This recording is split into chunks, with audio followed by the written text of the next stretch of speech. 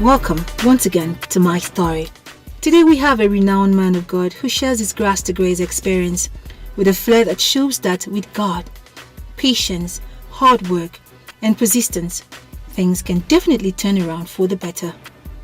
This will not only encourage you, but motivate you.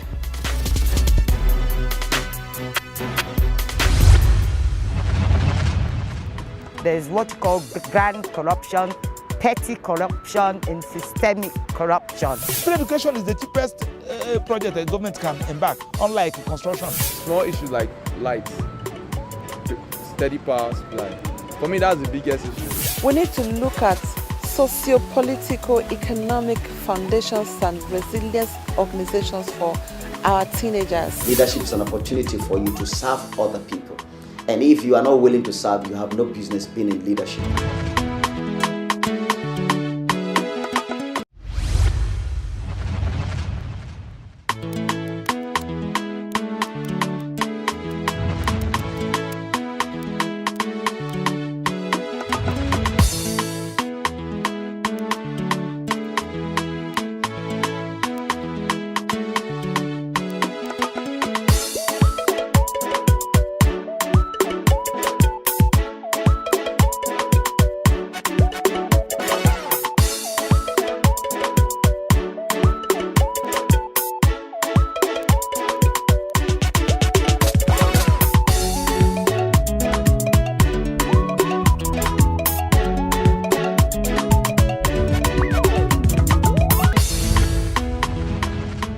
My name is Apostle Godspower Udzor. Doctor is added, so Apostle Dr. Godspower Udzor.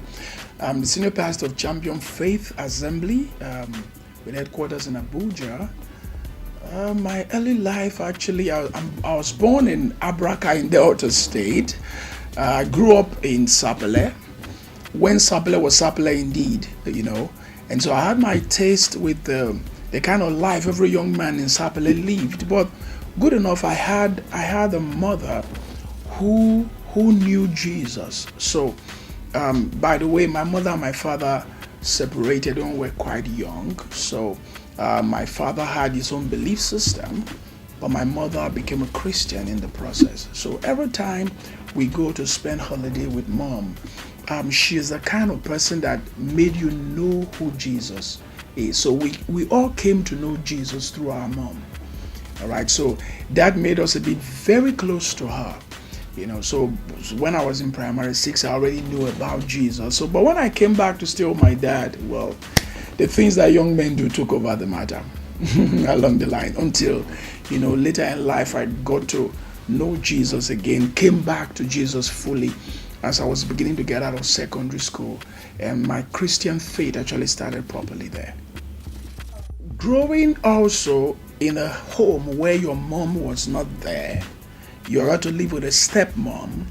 Now, there are other things that you could face in those points that you think you were not treated justly.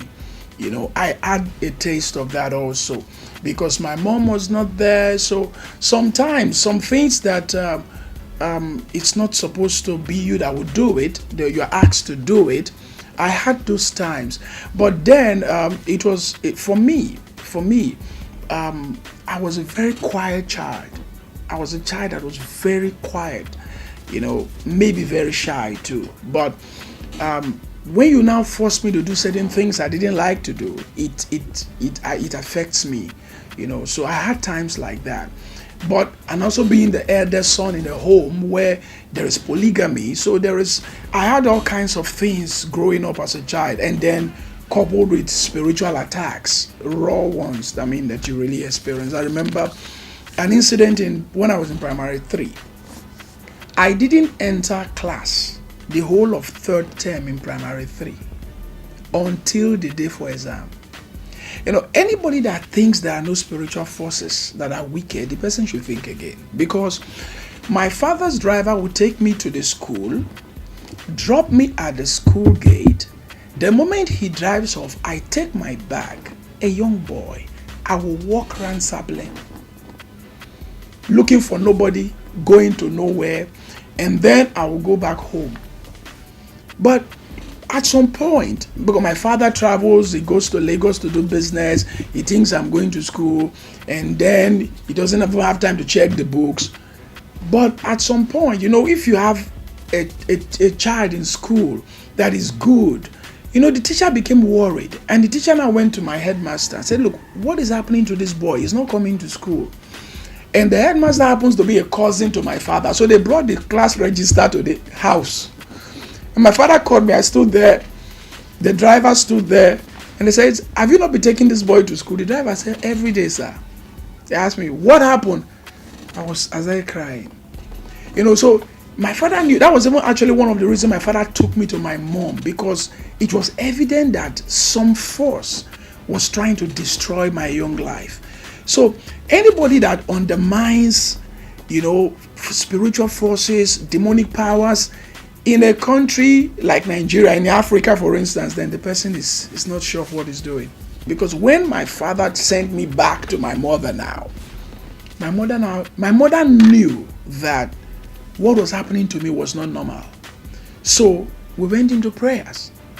It was during those periods that, because my mother, because of the circumstances that surrounded my birth in the first place, my mother knew that I was going to be close to God or preach for God because the distance between my elder sister and I was 6 years. They had my elder sister, and then no other child was coming. And then my typical African, they had to go and marry an assistant wife and brought to my dad to come and produce children, And my mom and my father, my grandmother, my father's mother, didn't quite like my mom, so it was not a very good thing for my mom. And then she was not producing a child. So when my mother, the other woman, got pregnant, incidentally, my mother got pregnant same time, and everywhere they went that time, they had to go and do all kind of rich CDs. They said to my father that other woman was going to give birth to a boy, the first boy in the family. My mother, nobody knows, she's going to give birth to one girl somewhere. So that was out. So my mother was practically left alone. The other woman would go to maternity. My father would put her in the car, take her to the maternity. My mother would go to some local place somewhere, like that. And my mother had all kinds of dreams, all kinds of revelations. She wasn't a Christian, but she was having revelations telling her that she shouldn't worry. She was going to give birth to a child that was going to give her joy. So that was how my mother went. When it was my mother that had labor pain first, they took my mother to one nearby midwife. My father did not care to ask, has she delivered or not? And then the other woman had about 2 hours difference. The other woman went into labor, and they took her to some clinic, some dispensary that time. And then she delivered a girl. My father drove there, it was a girl. It was then my father now drove to where I was born. And then I was a male child. My father gave me my name while he was standing at the door. He looked at me and said, this can only be the power of God. And that's how my name came. My father called me Godspower from that very day. So people have asked me all over the world, is that your real name, or it became your name because you became a pastor? I said, no, my father gave me that name. So my life had been on that line. So coming back to God, my mother was holding God to pray that, look, you gave me this child. The devil cannot destroy him. The devil cannot spoil him. That is why I when I preach to women, I do that with so much passion. Because the prayer of a woman gets to God faster than that of a man. Oh yeah, because the place a woman holds in the heart of God is a teaching for another day. So my mother prayed, and God remembered his covenant, and here am I today, preaching the gospel. When I gave my life to Jesus Christ, for me, life got a new meaning altogether.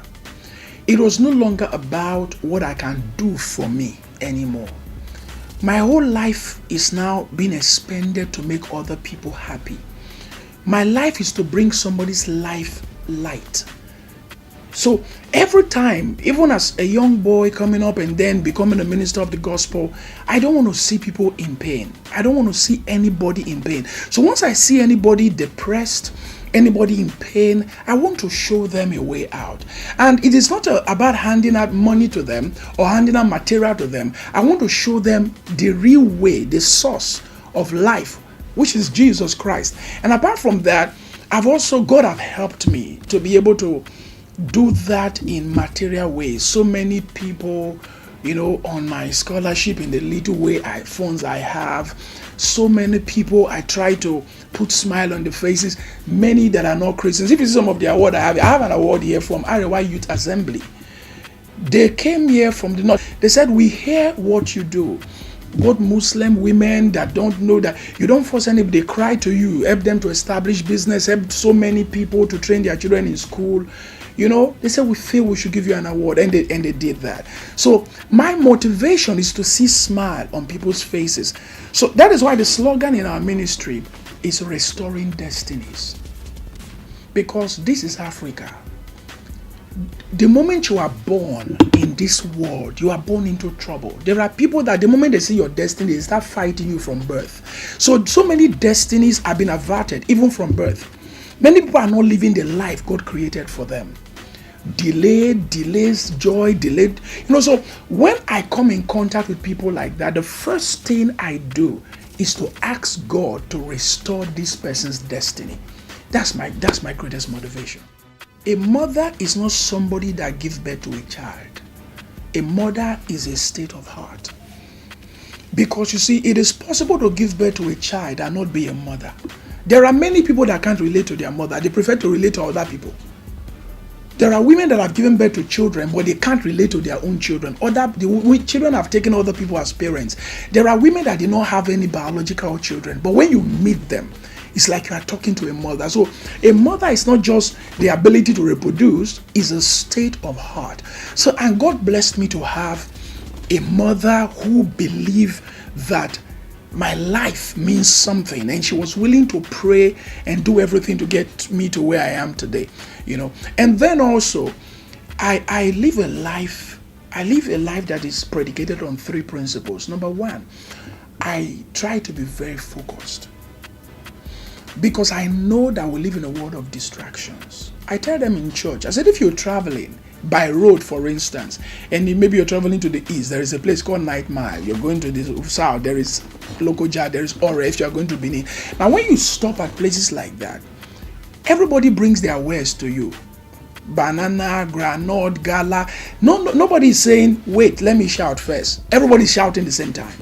They are all doing something. They are trying to get your attention, because it's the one that gets your attention that gets your money. So in my life, I have been very choosy who I allow to catch my attention, what I allow to catch my attention. So even while I was an unbeliever, I did not smoke. I was not drinking, but yet I was an unbeliever. So because from a very young age, I learned to be very focused. Then secondly, I'm not a man that live a life looking at other people. No, I don't live my life looking at other people. For instance, I'm a pastor. My congregation, I want a larger congregation. But I'm not looking at another man, because I don't know how the other man got his congregation. We live in a very terrible world. I mean, in this generation, it's not everywhere you see Bible that you see God. It's not every house that has a cross that is a church. So I don't fraternize with just everybody. I don't compete. I compete with my scope. Because in life, it is the portion sharer, is the person that shares the portion that determines the size of a portion to clear. If the portion that God has given to me is like this, I'm not going to look at the man that God has given a wider portion. I will clear my own, and I'm satisfied. Because success to me is if I'm able to find out what God has called me to do and to do it. My applaud is not just from men. My applaud has to be from God. If God tells me, well done, that's enough for me. Alongside Timmy. Our viewers, my name is Honorable Udzor Johnson Agwanima. People call me EJ. That's my mission. Representing the good people of Udzor over Africa Conference, the habit of the nation. And this is my story on AI. This is my story. This is my story. This is my story. This is my story. This is my story. This is my story. This is my story. This is my story. This is my story. This is my story. This is my story. This is my story. This is my story. My brothers and sisters, this is my story. As early as 11, I could go to the market, shop, come home. I cook for the whole family of 10 at that tender age. Sometimes I have to go selling akara to make some little money or to be given some few of those akara as part of the payment. From JS3 to XS3, I was working in the market in Warri. In a particular market called Besu Market, I was pushing wheelbarrow and truck, then as a student.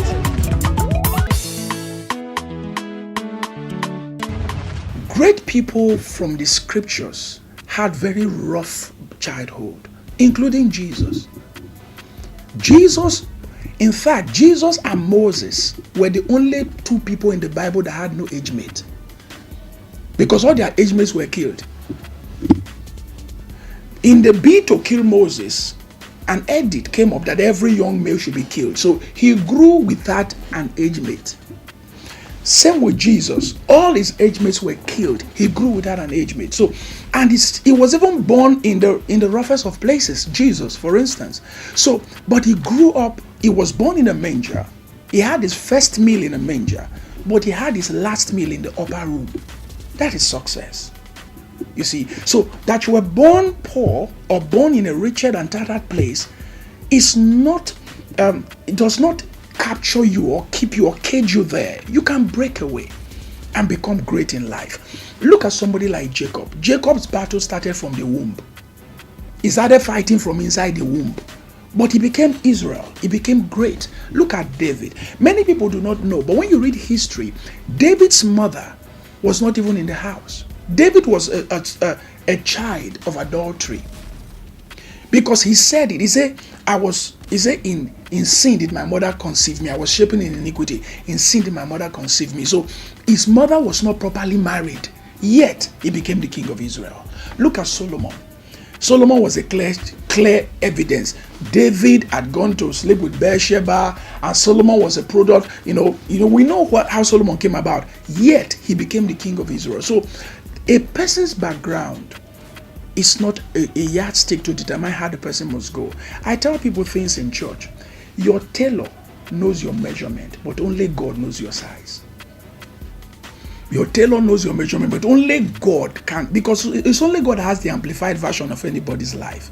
So that whatever state you are when you were born or how you grew up does not matter. There are other factors that can hold you down. The kind of friends you go with. These are factors that can hold you down. My life was almost destroyed because of the friends I went with. But I thank God also, I had an elder sister that fought away my friends literally.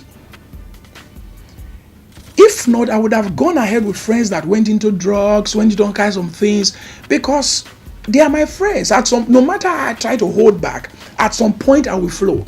The Bible says, do not make friends with an angry man, otherwise you will learn his ways. It's not just an angry man. It says evil communication corrupt good manners. So no matter how you were born, no matter where you were born, no matter your background, you can rise up to be anybody in this life.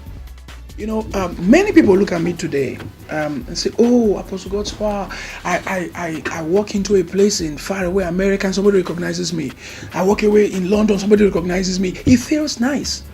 But nobody knows the pains I have gone through. I have gone through very terrible times. First of all, this is my 31st year as a pastor.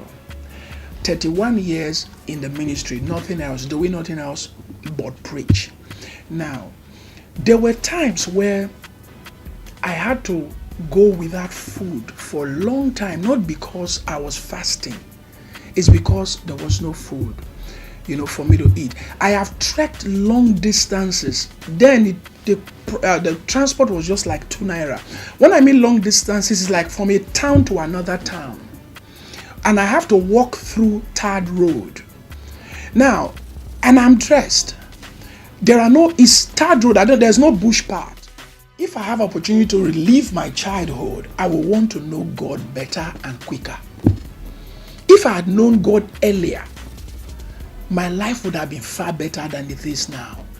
You see, there are things you learn as you know God.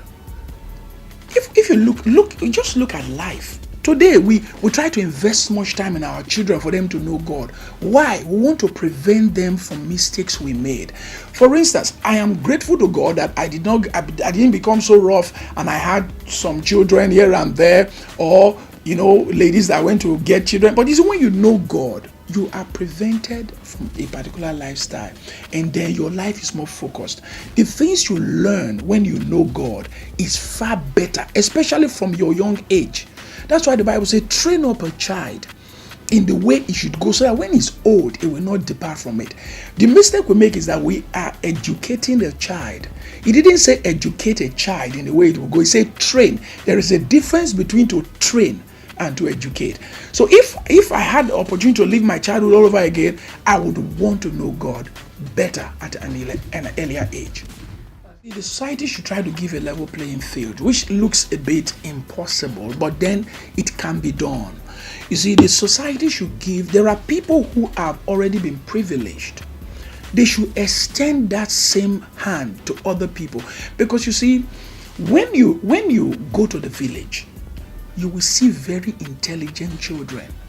We're healthier. They are healthier, they are more intelligent because, for instance, when we go to the village in those days and we go stay with grandma, when grandma puts food on the fire, she will go to the backyard where there is a stream and catch fish. Why the food is there, you go and bring fish right from the river. Not from some bath, not from some place, not from some pond somewhere. Live fish. Now those things that is why the kind of intelligence the children in the village had, their bones are so strong. But as we come to the city, in order for us to say you are enjoying, you have to be eating hamburger, you have to and so those things it takes you further away from nature. So in order for us to actually have a level playing field, for us, first of all, as a government, give access to those children that are intelligent in the village. Give them opportunity.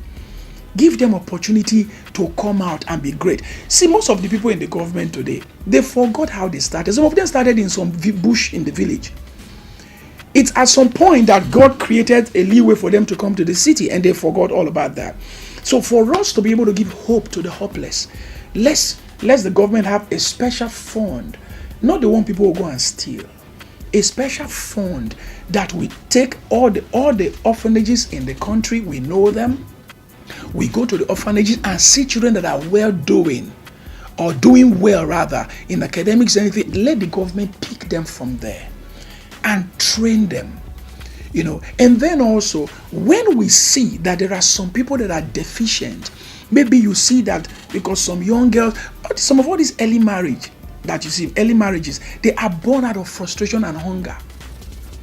When a young girl the parents are poor, and then there is a boy that buys him malt and egg to eat, before you know what is happening, she's pregnant, and then marriage has started, and our whole life, the whole vision of our whole life ends there. So if the government can look into these things, go to the orphanages, see for yourself, raise up a team of disciplined people, maybe it could be religious people that will go to the orphanages, ask questions. The children in this orphanage, where do they school? Then you take them, go to their school, find their academic performance, and see how the government can take them from there and begin to encourage them, so that they will know that their mother abandoned them, that they were not called so child, will not destroy who they can become. If the government can stay like that, then trust me, a lot of things are going to go well for the country. On my story today. For your comments and suggestions, please send a text or WhatsApp message to 0806 004 2843. Thank you for staying tuned.